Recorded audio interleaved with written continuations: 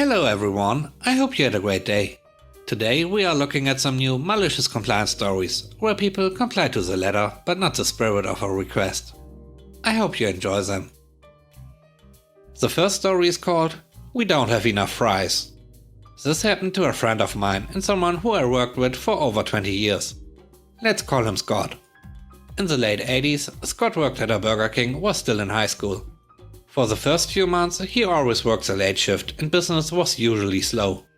The owners were a husband and wife team who, as you can imagine, came down hard all the time on the kids working. For the most part, Scott did not have to deal with them, outside them parking late at night with binoculars as they spied on the late crew to make sure they did their job. Then summer hit. With summer vacation, Scott was moved to the lunch team. He was not used to how busy it was and was a bit overwhelmed. His main job was on the fryer. He took care of the fries, onion rings and chicken sandwiches. The lunch crowd was really starting to build up that first day he was on the day crew.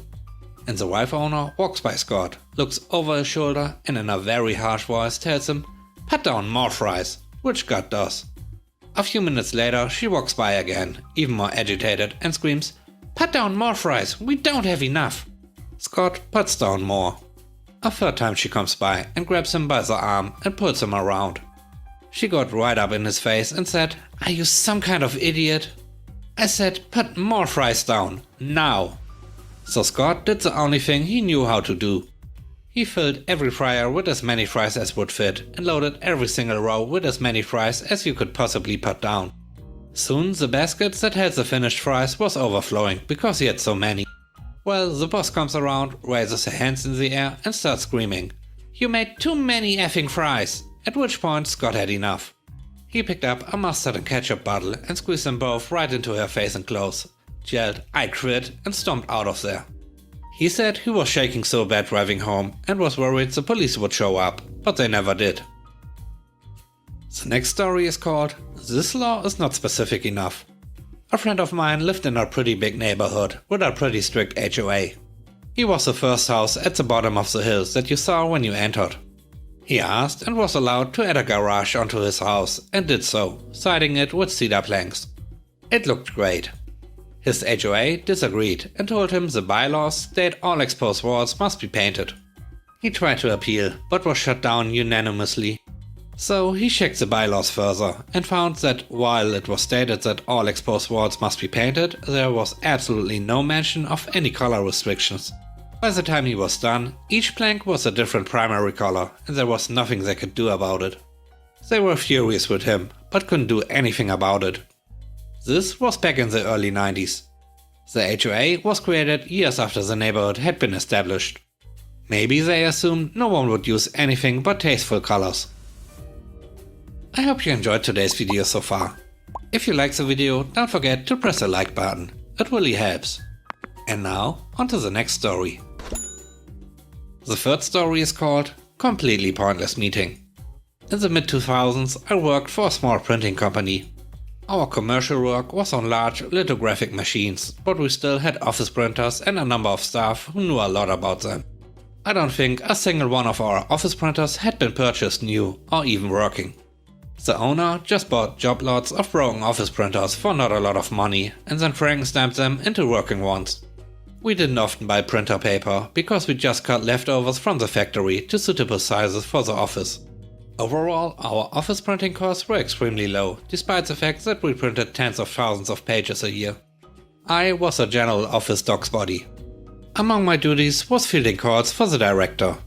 He would never take calls from cold callers, and I was allowed to describe myself as whatever job title they wanted to hear to deal with them. An office printing management service had gotten our number. They were offering a completely managed service where they loaned the machines, supplied the consumables, took care of everything, and you just paid per print. Great for some companies, expensive and unnecessary for us. When they first started ringing, I kept telling them, "Sorry, we aren't interested, please remove us from your list." Or, "We are a printing company, we don't need managed printing services, please take us off your list." This must have gone on for months, and I was getting annoyed that they wouldn't take us off the call list. I started spending more time trying to explain to them why it was pointless and a waste of both of our time to keep ringing. I explained the information above, but the caller was convinced he could save us money, regardless of all that. I guaranteed him he couldn't, as I doubted we paid more than a penny a page.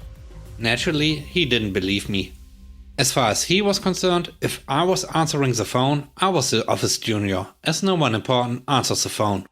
And that I would have no idea how much printing actually cost, and just too stubborn and or stupid to put him through to someone that mattered. And if he persisted, eventually he'd get through to the right person who would reward him with a juicy contract. The same conversation was had at least once a week for the next month or two. He's desperate to let me set up a meeting. Besides, he says, can take us off the list once he set up a meeting with a decision maker. Right, fine, sure, you can book a meeting for your reps, but I guarantee it will be a complete waste of their time. I scheduled them a meeting with the office manager, me, on a Friday afternoon when I'm the only one in the office, so I won't be too busy and it will be a diversion. The reps arrive. I show them into the office. They are clearly thinking we spend a lot on printing, because we have so many printers. I give them a rough idea of how much we get through in the office. They give me the enthusiastic spiel about all the advantages, focusing on the costs. They want to sit down with the figures and see what they can save us. Do I know what we spend at the moment? Not completely sure. Think it's around £100 to £200 a year. Nah, it will be a lot more than that with the amount of printing you do. Is that just the paper? No, that's just ink and toner. The rep looks skeptical. Well, there's the paper too. To be honest, we mostly cut down the leftover paper from the factory, or sometimes suppliers give us a few cases for free. Okay, right, so what about the initial cost of the machines? If you average it out over the lifetime of prints, rather than considering it just a capital expenditure, it can make up a significant portion of the printing costs. This photocopier, for example, it's a few years old now, and you're looking at about £12,000 to replace it with a similar spec machine. So with our service, you can avoid that capital expense. The owner buys them broken and repairs them. Most of the printers only cost a few quid, except for the photocopier, which I think costs us £700. Even broken, they're expensive, and it took 3 broken ones to make that one working one. Right, so when you need to replace it, I hazard to guess he'll do exactly the same again. And the ongoing maintenance costs, I let him just talk on. Then there's the cost and lost productivity of downtime to consider. He's trailing off at this point, it's clearly part of his reversed spiel, but he can also see downtime isn't an issue when we bizarrely have more printers than computers. He finally gets it. There's absolutely no point of us being here, is there? No, I'm afraid not. That was repeatedly explained to the guy who set up the meeting, but he said your company won't stop cold calling until we agree to a meeting, so here you are. The reps agree it's a complete waste of time and have a bit of a frustrated laugh about the call center. They say it's not the first time they've been sent to completely pointless meetings, because the call center folks get their commission based on the quantity, not the quality of the meetings they set up.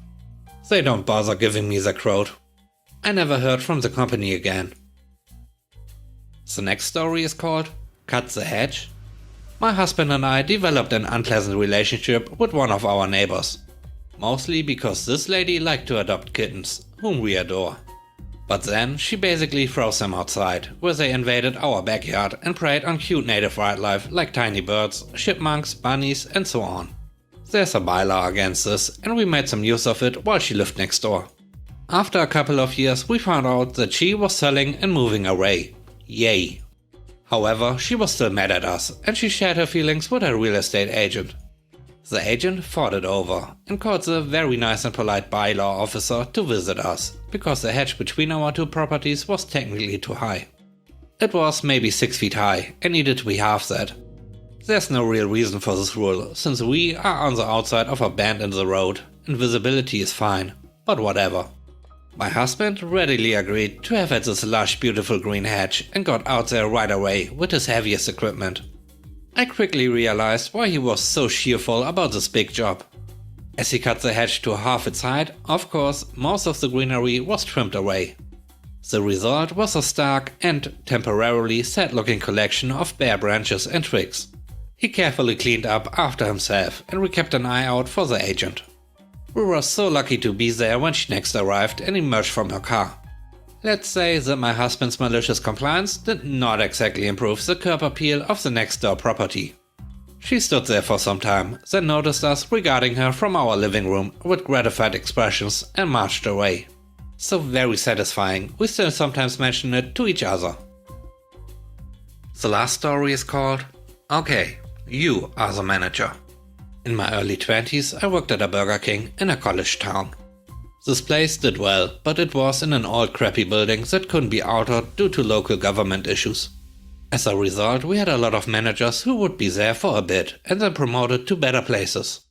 I was good at my job, to the point where I was unofficially in charge of shifts and training new people. But I was still bottom of the ladder officially. Being a college town, people are poor and didn't buy expensive things. On top of that, you had commuters who would snack a quick bite on the way home. So a smart person knows that the corporate guidelines for what to have on hand are useless and only get you in trouble. We get a new manager, Mike. Mike is a bit of a control freak and is overcompensating for his height. He was short. It's his first evening shift and I'm trying to explain the corporate guidelines are a bad idea. He doesn't like this, and being a young man, I'm getting a little bit angry. Finally, he pulls the manager's card and tells me to follow the guidelines. I pause and look him in the eye. Okay, I'll do what you say, because you're the manager. But you are not going to have the food you need. Wait time is going to go nuts and it's going to be miserable. After we do that for a bit, I'm going to do it my way and pull you out of the fire. That's silence in the kitchen. A few of the more experienced people ask me if that is really what we are going to do. I confirm, and more than a few people are nervous, but also amused. Cut to a couple of hours later.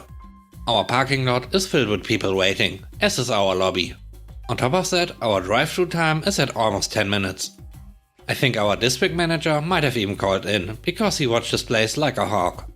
True to my word, I told people we were done, and do it the right way. We get everything under control and end the night fairly well. Mike and I discussed what happened, which boiled down to he should trust our judgment, and he was with us for 6 months. Still pulled rank, but at least he respected the people who did the job. Thanks for watching the video. I hope you enjoyed it. If you did, please consider subscribing to the channel for more content. Let me know what you think about the stories in the comment section below. Have a great day. Bye bye.